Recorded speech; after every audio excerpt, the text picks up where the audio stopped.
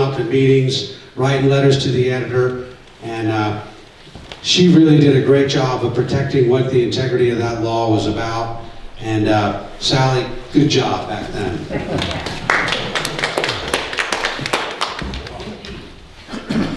By way of introduction, I want you all to take a good look at this photo. I had nothing to do with this being there, but this is a perfect example of what didn't happen with gambling, because I guarantee you that if gambling had come to Grand Lake, it would not look like this anymore. And I say that after having just read a synopsis of a 20-year,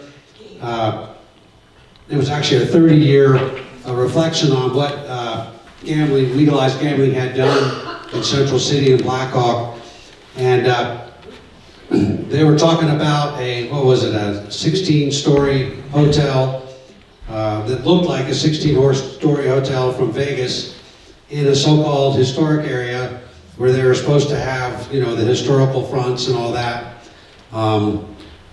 All the promises about protecting the town and the historical integrity kind of went down the drain over time. And it's inevitable because the power of money and the power of the gambling corporations really do take over once gambling comes to a community. So I'm going to just jump in. How did this whole deal start? And I also wanted to say, I think there's a novel in this story. If any of you all are aspiring novelists, you could probably just take what actually happened and just transcribe it, and you would have a good book. You just got to find some romance, maybe a murder. Luckily, we didn't have a murder.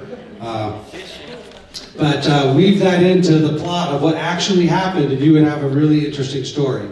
I think the roots of gambling being proposed for Grand Lake started in the financial crisis of 1986 and 87. The S&L crisis is what I call that one, not the one we had just a few years ago. Really set up every community in Grand Lake, in Grant County, for a slow type of failure. And I don't know if any of you all remember it, but that crisis was so severe that we had two banks and a savings and loan in Grant County, absolutely go belly up. The feds came in, shut them down. There was a run on what was then called Middle Park Bank. It's now U.S. Bank. There were cars all the way around the block. People literally walking out the door with bags of money. What happened is lending dried up. And there was very little economic activity. I still remember a headline we had in the Sky High News and the Prospector, which was our replate of the Sky High News for Grand Lake. Grand Lake on the skids. And boy, that upset a lot of people, but it was true. Sales tax revenue was way down. Property tax collections weren't what they were. Things were looking bleak. And of course, we wrote that headline in early February, a perfect time to come out with something like that. But so a group of citizens in Grand Lake decided that they need to do something about the economy in Grand Lake. And they were inspired by the apparent success of the legalized gambling initiative in Blackhawk, Central City, and Cripple Creek. And there was real success there if you owned real estate. People made fortunes overnight because speculators came in and started buying up real estate, and people got rich. A friend of mine that used to live here, Terry Grossman, he was an MD here, he actually had bought a house down there and turned it into a small little casino, and he did very well on it, but then he got kind of pushed out because the big guys, they don't want the little guys hanging around. But he still did okay, but it was a huge real estate speculation game is what it was. So this group of people here decided that we needed to get on that in Grand Lake. I think that basically most of that group, with the exception of perhaps maybe Marv, were in it just to boost the property value that they had and then sell. They just wanted to see the value of their properties go way up and then say goodbye. I say I don't think Marv was in that group because Marv Heemeyer was on the Grand Lake Economic Development Association board, and he didn't have a commercial property here in Grand Lake. He just had a cabin up on the hill. So he wasn't vested in it that way, but he believed that Grand Lake needed a shot in the arm economically, and he agreed with these people that he thought making legalized gambling in Grand Lake was the way to go. The facts of the matter are that there were at that time 4 actual efforts that were going to go on the Colorado ballot in 1992 to bring legalized gambling to 20 plus communities in Colorado. And the effort here in Grand Lake was just one of the many efforts that were taking place. As a sidebar, and I'll go into it a little bit if we have time, Granby and what was then called Silver Creek, was a part of one of those ballot initiatives, as well as Grand Lake. So that's the background to why they wanted to bring it to Grand Lake. And they showed up at a town board meeting and just asked the town board to say, yeah, you don't mind if we bring gambling to Grand Lake if everybody approves it in the town. And the town board was kind of surprised by that. This was in 91. And they just passed a motion that said, sure, if you get enough votes in town to approve it, you know, we're okay with that. It wasn't really saying we're going to allow it. It was just saying, yeah, we're okay. It was a general nod of a positive opinion. The reason the Grand Lake Economic Development Association wanted that was to be on the ballot that they wanted to be on. They had to show some sort of a positive opinion from the most important ruling entity in the town, and that was the town board.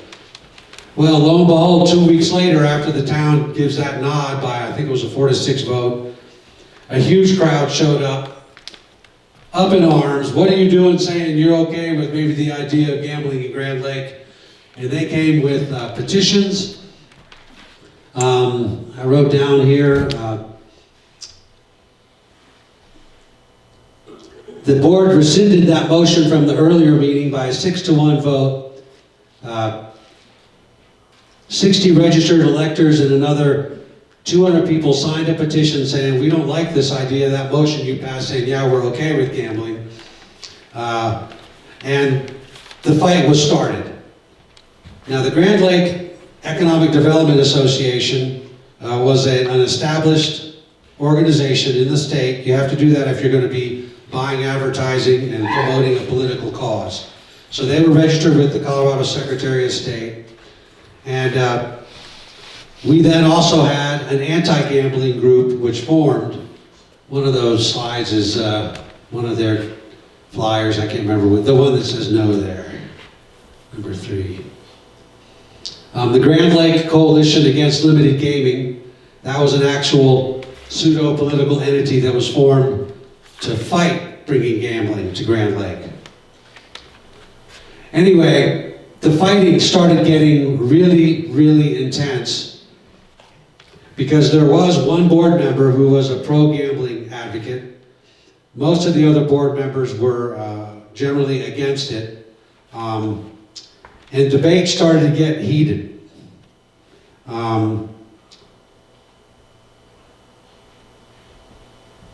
And they wanted the town board to take more of a proactive stance for gambling, but the board was refusing to do so. And they also said, we're getting into a little gray area here. Even though the board said, yeah, we think the idea is okay, they rescinded that motion, but they still had to do what they call a polling question that indicated a positive feeling from the town for gambling. So they set a date for a vote in the April election of '92. But nobody knew how much real strength that vote would have if it was actually going to be a legal binding vote. But as the town was definitely saying, yeah, we'll go put that up and we think it's going to be voted down, a recall effort got started. And this was a serious recall they wanted to recall 5 members of the board and the mayor. So just so you know who they were, the people they wanted to recall were Mayor Gene Stover, and I made my notes here somewhere, but it was basically everybody on the board except for one. It was Mayor Stover, Lynn Ray, Judy Burke, Ken Killebrew, Aaron Rohn, and John Weinell. So they actually got enough signatures on a petition, and the recall effort was started. So a vote was, I think, set for sometime in January or February, where they were going to recall the board. They also signed a petition demanding that the town fire the town manager, Bill Ray. I don't know if any of you all remember Bill, but they also wanted the town to get rid of him because they thought he was way too much in the pocket of the anti-gambling people. So imagine every meeting had representatives from both groups at the meetings. And sometimes they'd butt in. I sat through a few of these meetings myself and say, hey, you know, we want to get our word in, let us talk. And they're having a hard time controlling the board meetings. And remember, several of the board members are being recalled. So they're feeling, you know, under siege and feeling attacked. I don't know if you all remember Lori Phillips. She's the one that headed the recall committee. And actually, one of the reasons they gave for doing the recall, because the board failed to dismiss the town manager. That was one of their written reasons. You didn't dismiss the town manager after we said you should. You can get a feel for where this is going.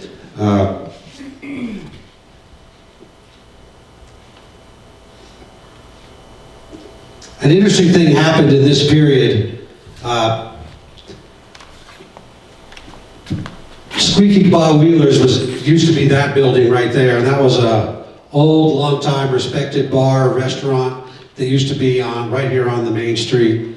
And Bill Reardon owned it, and it was kind of a favorite watering hole and restaurant. And then there also used to be a place up here called the Corner Cupboard, which is right on that corner there. And that was also a long-standing, established business in Grand Lake.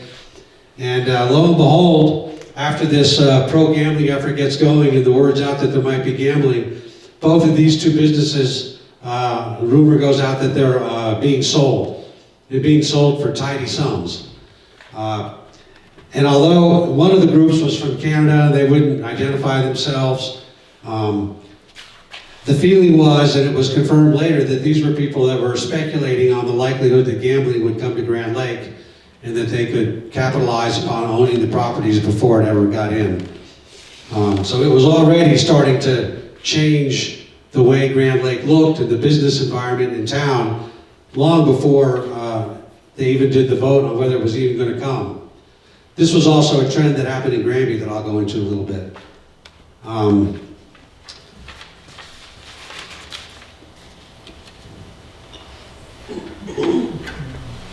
So when you look at this, you're going to see, I mean, I don't expect you to read all this, but they were both had sophisticated efforts, relatively sophisticated efforts to plead their cases. The Grand Lake Gazette, which is one of these slides here, that was the newspaper that was printed, a newspaper in quotes, but to counter what Marv Heemeyer thought was the incredibly negative yellow journalism of the Sky High News and the Grand Lake Prospector. So they came out with their own newspaper, and they actually had 3 editions. I think this was the first one. It's basically unabashedly pro-gambling with one like token letter in there that was anti-gambling in each edition. But if you look here, this is an image of a billboard that this group paid for that used to sit up over there. I don't even know what where the kids' fishing pond used to be up there. Yeah. There used to be a big billboard up there. And this was the billboard that they bought as part of the Grand Lake Economic Development Association It didn't blatantly support gambling, but it was their effort to show that they're into promoting the economy other than just through gambling.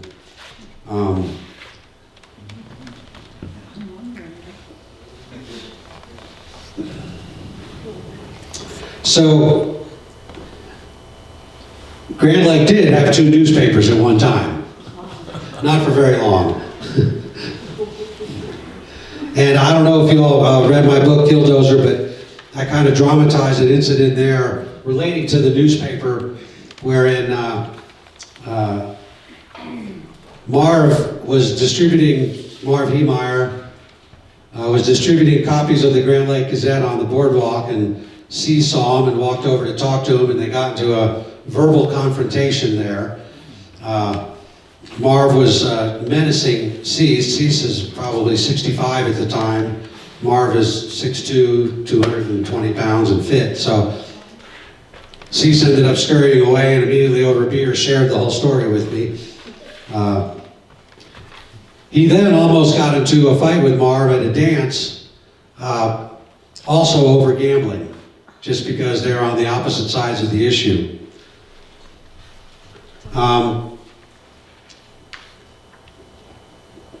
Just to let you know how bad it was getting, Grand Lake had an ice sculpture contest in January of '92, and most of the businesses went out and put up, really nice ice sculptures. There were some on Main Street, some off the beaten track. And sure enough, the police get a call the first morning after the judging took place, and the ice sculpture over there by the rapids had been destroyed, had been vandalized. And Lou Nigro, who was the owner of the rapids, was quick to say, see how bad the anti-gambling people are. They're destroying these beautiful sculptures in town, etc. And although no one was ever apprehended for it or arrested or anything like that, I still, in the back of my mind, think that it was a false flag operation, and they destroyed their own ice sculpture just to say the other people were bad. I wouldn't be surprised. There were also other incidences of things like that. There were 2 instances of burning bags of you-know-what on people's front porch. People would knock on the door and then run away. Friendships were ruined over this, I can tell you that for sure. And some of these people, well, several of them are dead now, but a lot of these people didn't talk for years after all these fights. I know that the newspaper had an advertising boycott from a lot of the businesses that were pro-gambling. They just decided they didn't need to advertise. And they had their own paper, after all. So it was a very, very tense time, even to the point where one of the board meetings, I got a little bit of it more in detail here.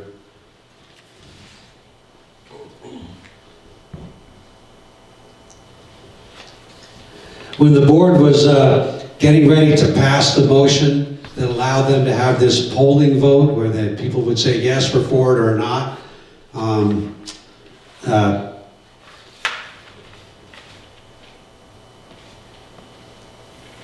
there were people in the meeting starting to shout and say the town shouldn't do it or should do it. And they set a date for the ordinance, then following an interruption by screams from Lori Phillips, with her and Attorney Jack Ticola leaving the meeting room to summon police. So they were in the room, and a scuffle somehow broke out in the back of the room. And then they stormed out and called the police. She claimed that her attorney was insulted, and that a person, Laura Cheston, who I used to know, claims that Laura Cheston deliberately hit her, but Laura claims that she just tripped and fell into her. But nonetheless,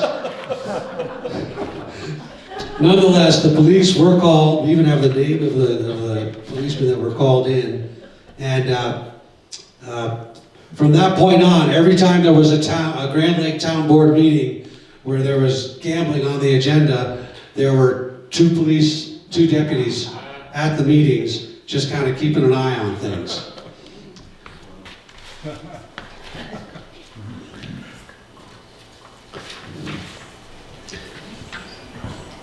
It really did get out of hand, and I'm sure people here could share stories that were here at the time, could share about how it was, and what a bad deal it was for the sense of community in the town. As a little sidebar, I wanted to jump in on what was happening in Granby at the time, because in Granby, a group of developers had swooped in and purchased what was then called the Indian Meadows development, which is basically where Grand Elk is now. And two speculators, Tom Fry, John Waller, I think were their names, they came in and signed in on one of these ballot initiatives and started promoting the idea of Granby being a gambling town. And they had 3 areas picked out. The big area back behind the motel there was all going to be a big giant casino. There's going to be another one further over where the Grand Elk Golf Course Clubhouse is now. And then, get this, they had also purchased or signed agreements to purchase 3 of the condominium units in the inn at Silver Creek, where they were going to turn those into small little casino spaces right there when you walk in to the inn at Silver Creek. Because I don't know if you know this, much of that commercial property in the inn is condominiumized. So you could buy like just the restaurant space, or you could buy just an office space to the left, or you could buy just the bar. And that's what they did. They bought 2 of the office spaces, the restaurant and the bar, or they had agreements to buy it. And I'm sure that to this day there's gathering dust on some shelf in the town of Granby. The Indian Meadows Casino, gambling mecca, plat. I mean, they had some elaborate plats prepared, all ready to go in the event that gambling would get approved. But other things happened in town at the same time. People did come in and buy some of the more ragged properties on Granby's Main Street. There was a group of investors. They bought the property near where the Cody's batch plant is. They bought that whole stretch of property there, because that was a distressed property at the time, and it was a failed subdivision. And anyway, they bought 2 motels in town, and they bought the lot that sits between what is now the pizza place and not the Granby Garage, the restaurant across from the parking lot there. Anyway, that whole piece was bought by this group. It was all purchased on speculation that gambling would come to town and make everybody rich.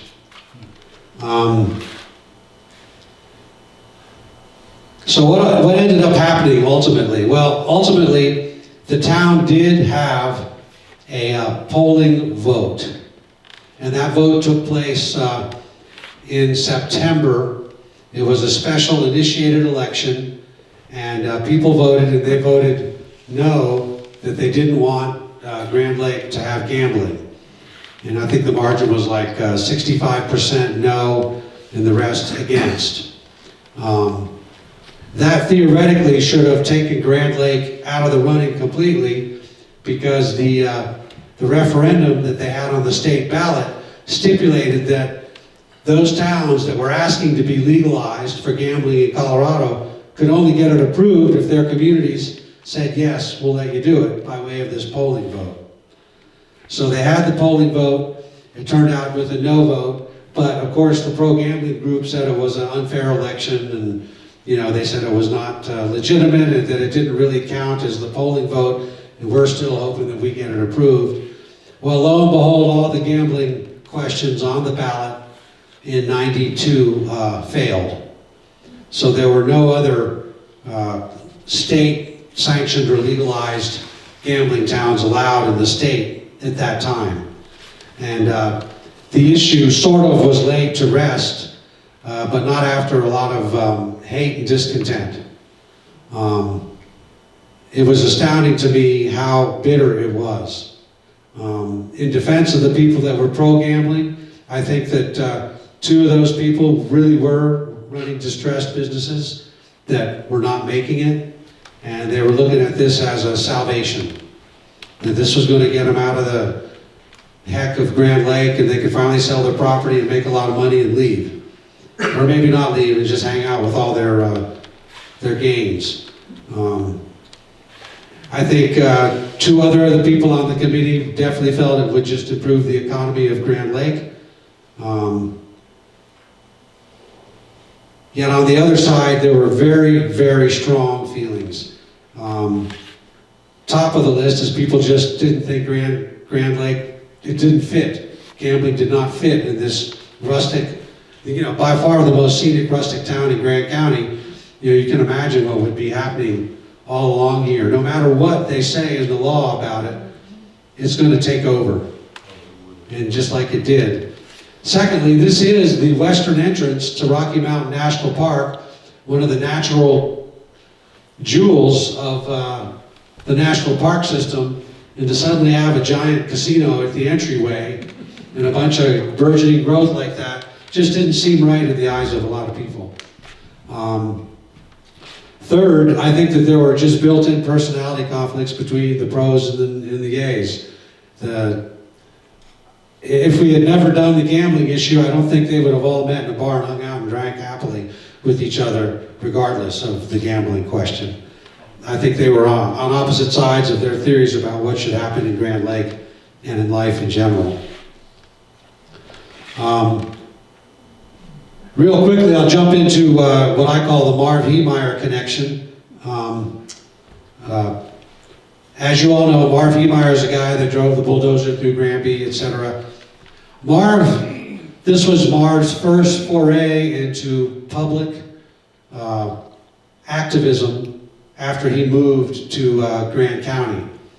And he got actively involved with that committee. He wrote letters to the editor, attacking the newspaper, this newspaper, the Prospector and the Sky Eye. And he, I think, seriously believed that gambling would help rescue this mordant, dead community, is what he called it. He just thought it was a dead community here that had no commerce worth bragging about.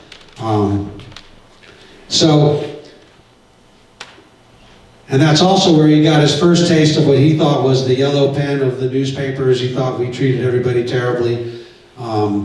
And he started to think that there was sort of an inherent bias in the part of locals against newcomers. And that's where this got started in his head, was with this gambling fight in Grand Lake.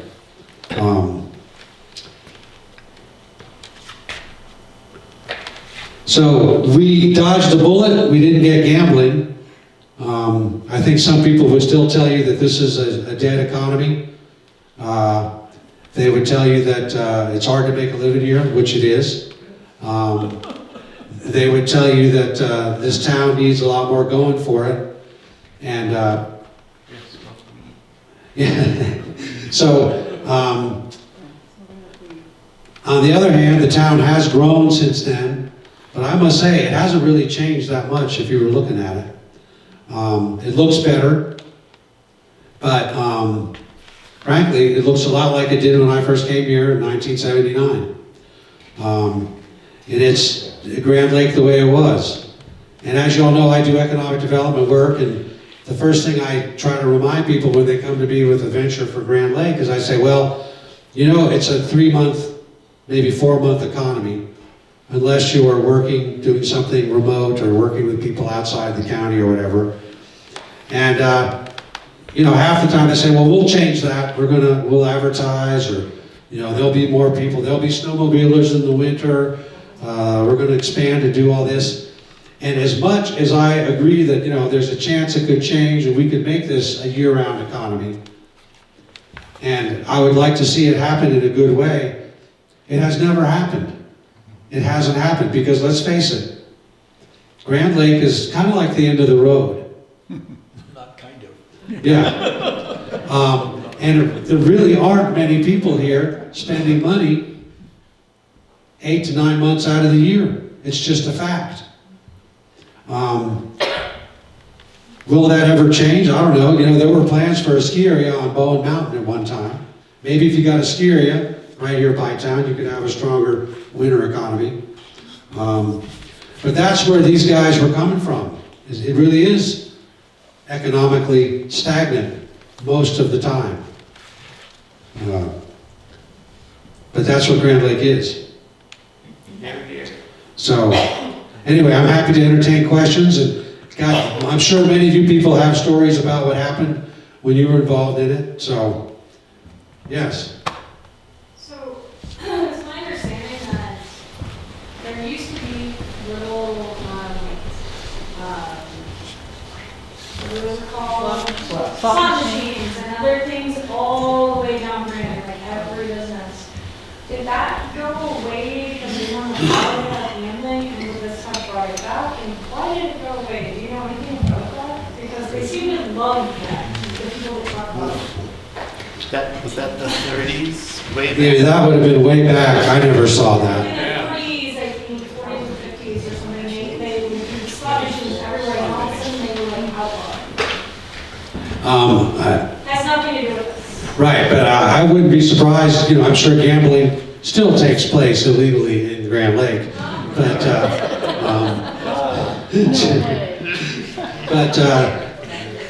back in the day, I think they did have little things like that. It could have been, I don't know. In the back room of the Lariat. Oh, yeah. Yeah. Yeah, Jim. This happened just, this, Here, I'll let Jim go and then you can go. How's that? this all happened just before we got here. And I guarantee you, if this had happened and we'd had gambling, we probably wouldn't be here. I wouldn't have been on the town board. I wouldn't have been the mayor. It would be in a totally different town. And I thank God smarter minds kept this a small town and a place where it's hard to make it, but those who want to live here, make it work. Yes. So that's. Thanks, Jim. Yes. I do remember when Humphreys had some slot machines. Oh, wow. And this was in the late 40s, early 50s, and I think. And we kids were just happy to see the fruit line. Yes. So that was in Humphreys. They did have slot machines in Humphreys, by the way. We've verified. Were you able to play them as a kid? Yes. So, I did want to go into another thing about relating to Marv. He got crosswise with the ecclesiastical community in Grand Lake because many of the pastors and the priests came out against gambling, and Marv was, firmly for it. And the beginning of his confrontations with priests and pastors, I know Warren Rimple, are you here? Peter, you're here. Your dad took a strong role in advocating against, and I know that created some angst between, I know it probably affected people in his congregation, I'm sure he lost some people. We weren't living here at the time. We were thinking of moving here, and we're just kind of in the periphery of all that. But we heard some of the conflicts. Him and Nigel used to be really good friends. Right. They ended up on the other side of the Right. No, that for sure happened. Yeah. Terry? But he The took a votes position. for yea or nay, was that strictly limited to property owners in town? I've always lived on a Ford. I don't remember if we got to vote on that, if it was an area thing, or... It was only Grand Lake registered voters. So, the usual problem, you could own property in Grand Lake and run a business here, but live, say, in Columbine, but you would not have a vote in the town. But when I was on the board and the mayor, I thought it was kind of unfair that people who owned businesses here and didn't live within the town limits were not allowed to vote. But the problem is, you have to change the statewide statutes Oh, right. to get that through. And then beware of what you want, because second homeowners could run this town. Right. That you as all the time voter were in the underdogs. You didn't have enough votes to vote them out. So yeah, just sometimes think what is going to happen if you want to happen is going to happen. You know? Or a casino could buy all the lots in town and take over the board and put casinos everywhere. Oh yeah. Just drop a message. Yeah, so, you know, we did have, were you around when Pepper was on the board? No, it was just after. Right, so there was a fight over that very question. Pepper owned the Stagecoach, and he was on the town board. Was he on the board? Or he was voting? I think he was on the board, but he didn't really live in town. He claimed he was sleeping upstairs in the business. But they sort of kept their eye on him, and they found out he wasn't there most of the time, so they kicked him off. Was Haymeyer's angst with you or your job? Both, I think. Both. You know, he had a weird thing about Catholics too. He really did. I mean, it's very bizarre. But he actually went to several churches in town here because none of this is in the book, and I was never able to find where he was signed up as an official reverend or preacher. But he actually did several weddings, and he would go to the churches in town and ask if he could use their church as a venue for a wedding that he was going to perform, and none of them let him do it. He ended up doing them all outside. And he really got mad at the Catholic Church because they refused more than once.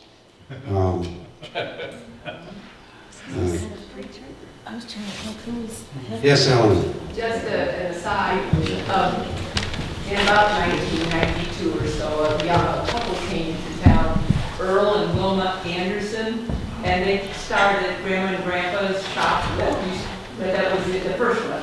That was in where Never Summer, the new part of Never Summer is now. Anyway, they had lived in Central City. They owned several tinsel shops, you know, that sold to the tourists. That's what they did. And their son was actually mayor of Central City. However, they didn't want to stay there. So they searched for another town that was more to their liking, where they could feel comfortable, and that was Grand Lake.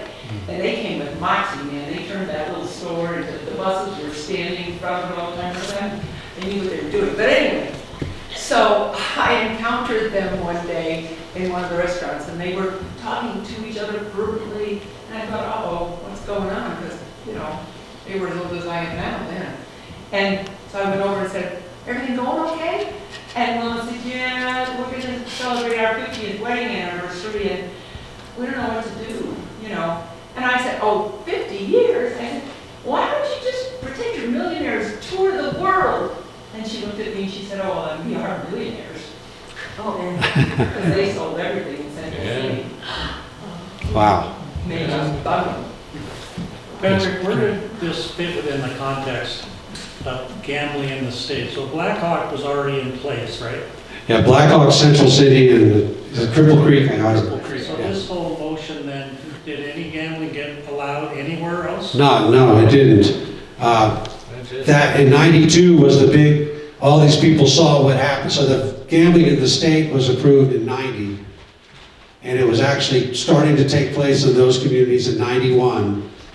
And '91 is when all these efforts for these 14 other communities to try to launch it to be decided in the '92 general election to get the approval from the state, and it didn't happen. The voters did not approve it. So it just stopped at those towns. But interestingly, a lot of the people that were voting, that were lobbying for gambling in '90 were lobbying extremely hard against it in '92 because they didn't want any more gambling in the state. So there was a concerted effort to get voters to vote no by pro-gamblers in those three towns so that there wouldn't be any competition. It's kind of a, you know, politics makes for strange bedfellows. That's a perfect example right there. So they came out strongly opposed to the expanded gambling. And now, of course, gambling has expanded in the scope that's allowed in those towns. Remember then it was limited stakes. Right. The money was only going to go to historical preservation, et cetera, and it's, over the years, it's been changing. I just read an article, I think just 2 or 3 weeks ago, where there's, I can't remember what the change was, but it basically allowing larger bets and all that. It's amazing, really. On that note, not that I was ever in favor of gambling in Grand Lake and the changes, but the gambling that goes on now, you just brought it up. 5% of the taxes collected on gambling go to the State Historical Fund, and the Grand Lake Area Historical Society has been privileged to receive tens and tens of thousands of dollars from that fund to make renovations of the Coffin House and the Cottage Court because of gambling in Central City, Blackhawk, and Cripple Creek. Right, and Dave, that's Dave Lively. Thank you, Dave. And there's still tons of money pouring into that fund from $50 a year. from those, and that was the intent, was it would go to historical preservation kind of things. Good point. We've done our part, Dave. Well, that's what I say when I stop on my way down, you know, I'm contributing to the historical fund. I don't get away with it, do I? Yes, Jim. It's a quick 2 things. If you ever get a chance to do one of his tours, do it. It's great. It's great. So, thanks. You can pay me later. Pay me later. But the day of the, you know, the bulldozer, we were going to pick up Patty Henley at the Megamat and go up to Wyoming to do a silly golf tournament. I went in there and I saw Glenn Trainer. He was getting some donuts or something. I don't know. He needed coffee and all that. So I talked to him for a while. And then finally we got up to Wyoming and they had all this stuff on TV. And here's Glenn I just saw hours ago being the first person to jump on the tank and try to get in there, and it's like, oh my God. Yeah, that was Glenn. That was Glenn, so yeah. Other people tried, they couldn't get on. Yeah. But you know, this year is the 20th year anniversary, June 4th will be. Who knows what that's going to bring to Granby. I'm afraid that the whistling diesel guy is going to put his dozer that he's making and drive it out here, but in fact, I've got to call him to find out what his plans are. He had threatened that when I met him when he was here in January, early January. What's he doing? Well, there's a guy that has a YouTube site that basically glorifies, well, that's just a part of it, but it's really about wrecking cars and destroying cars and driving in fast cars and motorcycles. And he's got, you know, he's got literally 10 million followers. He's getting rich on being a YouTuber. And he bought a Komatsu bulldozer in Montana, and he's going to turn it into the Killdozer. And when he was driving it back east from Montana, he stopped in Granby, right in front of Gamble's, nice guy, with the dozer, and just had it sitting there. And he did clips for his YouTube video, and but it's astounding the reach he has. I mean, my phone rang for like crazy for 2 weeks after his pieces, and he's going to be doing more. I think he's just going to do a replica of the dozer and then smash things up in his yard, and he's either in Tennessee or Illinois, I can't remember which, but Hopefully he stays there. yeah. But he did talk to the police here. He said, what if I drove, is there a law against me driving a bulldozer just down the street? And there isn't. You can drive heavy equipment down public, you know. Saw it all the Tear time. up the road. Yeah, just so you don't, you know, do anything violent or, you know, deliberately violate traffic laws. And he was talking to a deputy right there when I was talking to him. And I only could think, is he really thinking of coming back here? I'll find out. I doubt it. But it costs a lot of money to haul a 65-ton bulldozer. Yeah. Just to buy the trailer. Yeah. What happened to Heemeyer's bulldozer? The bulldozer was fought over for quite a while. And this is true, the Grand County Historical Association, its board president at that time lobbied hard with the county commissioners to keep the dozer and, you know, enshrine it somewhere or put it in a room or whatever. And he had very public debates about it. And the county decided that they didn't want to go that way because people like the town of Granby and other victims said, you know, we don't want you to put that thing on a pedestal or whatever. So what happened was, after the courts determined that the county was the rightful owner of it, the commissioners then decided to just destroy it. And so Blair Corder and another welder took it out to the old ultralight park by Granby and just literally cut it into a million pieces. And threw it all in a big dumpster and went down to be recycled. And that's what happened to the dozer. I still have people like the Thompson brothers, they still tell me, they should have kept that thing and stuck it in the park and we'd make $1 million and all that stuff. I don't really agree with them. Remember when Wayne was rerunning for mayor? He had those little foam. You mean Ted? No, Ted Wayne. He had those little foam bulldozers and vote for Ted. Yeah, right. I And- lost that. I don't know where it went. Well, that resulted in a recall against him. Really, it did. Because, yes. Was the recall successful? No, it was not. It was about, once again, that 35% for the recall, and the remainder of the votes were against the recall. So the recall failed.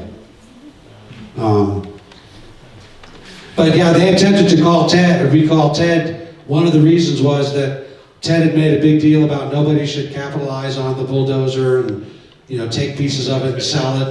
And then he went out and campaigned for Colorado Municipal League president and made all these little bulldozer things. And Ted did not get recalled, but it's only because he had an opponent that was, you know, not great. So, but yeah, there was tons of angst about all that afterwards too. So, but Grand Lake's lucky; they survived the gambling push.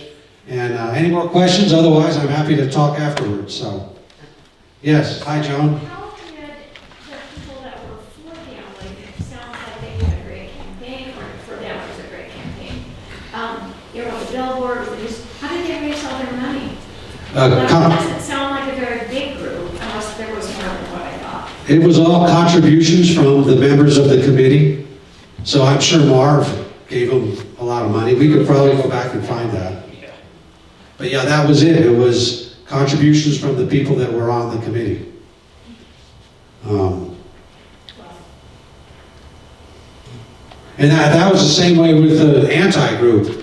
It was just all just nickel and dimes from the people that were on that committee. Thank you, Patrick. Thank you very much.